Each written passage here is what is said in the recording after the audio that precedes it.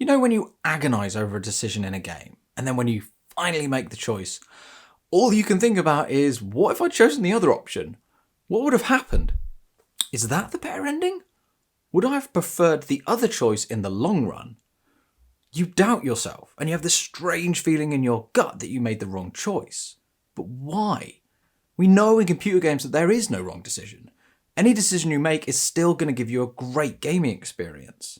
So in this video, I'll explain why we get all of these feelings, how to overcome them, and how it's linked to Barbra Streisand and something called the Streisand Effect. People deserve the truth. The truth shall set you free. So at the start of Cyberpunk, you've straight away got a tough decision to make. What background will your character come from? Nomad, Street Kid, or Corpo? Corpo gives you better access to the high flyers of society. Street Kid gives you access to the underbelly of Night City. But Nomad takes players outside of the city right at the start of the game.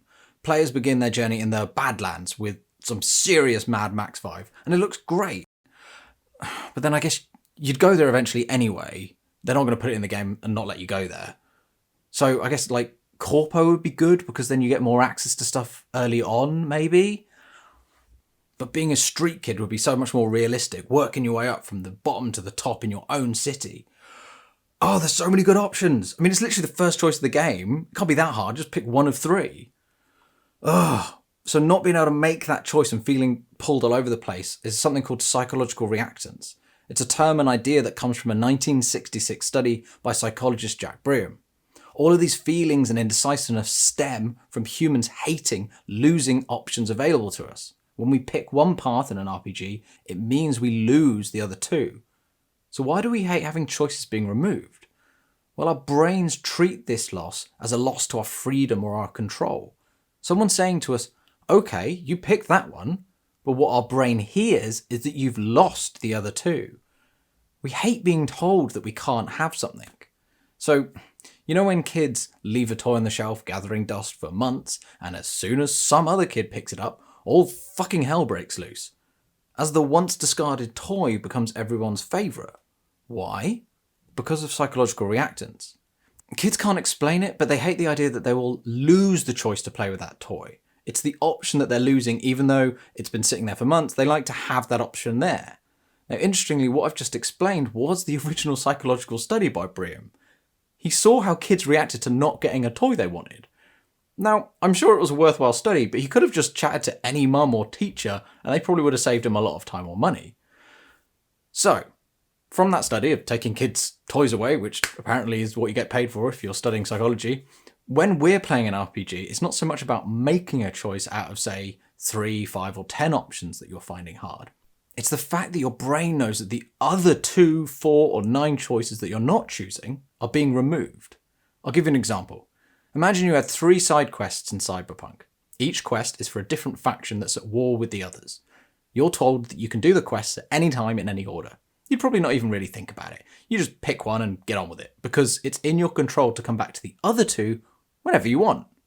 Now take the same 3 side quests, but you're told that whichever one you pick, the other 2 factions, because they're all at war with each other, will get insulted, and you can never do those quests.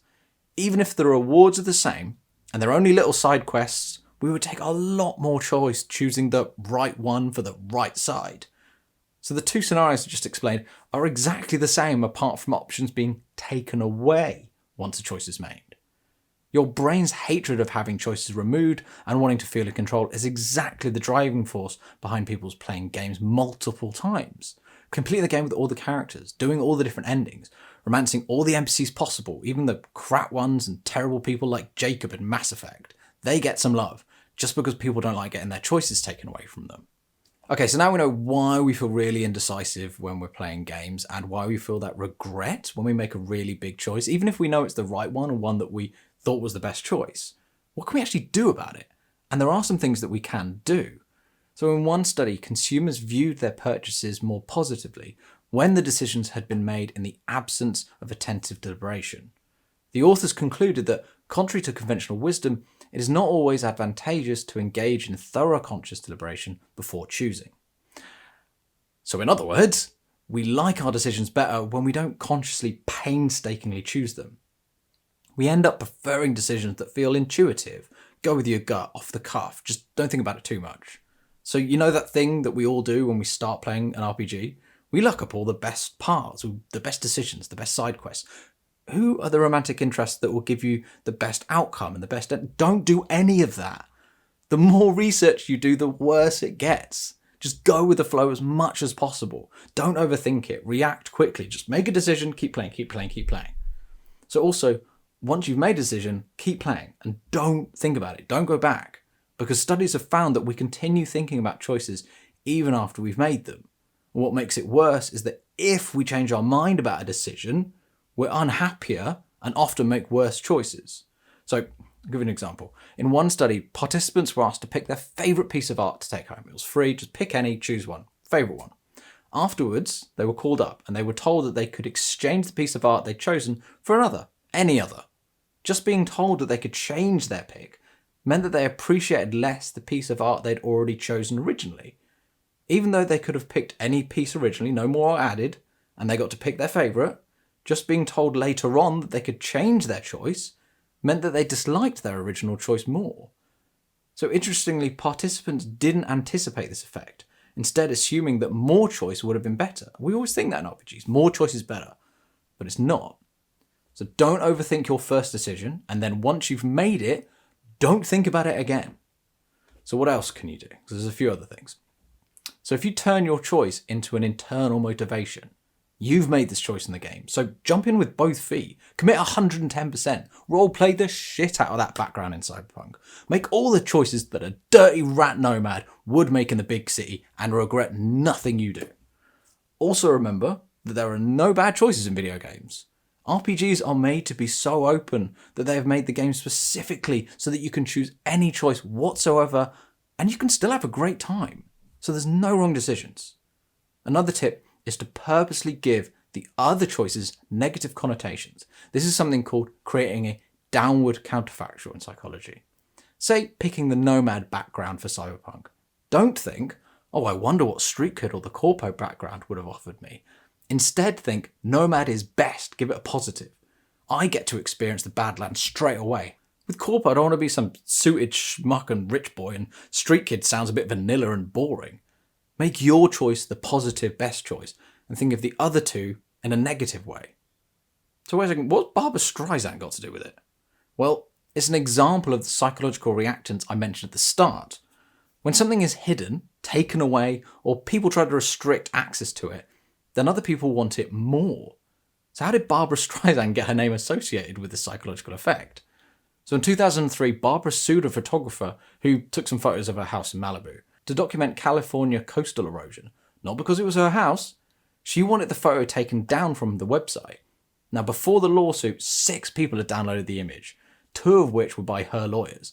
When the lawsuit got filed, it drew a lot of attention, and in a month, it had 420,000 downloads. By trying to restrict access to the photo, she instead made people want it more, which is psychological reactance and what is known as the Streisand Effect, which is weird. Anyway, old singers aside, in RPGs like Cyberpunk, there are no wrong choices. It's basically up to you if you regret your choices. And if all of my advice hasn't worked, then just be at peace with as soon as the game is over, you can jump on YouTube and watch video after video after video of all of the alternative endings anyway. You don't want to spend your life wondering what could have been. Sir, I need a decision. Salad. No, wait, soup!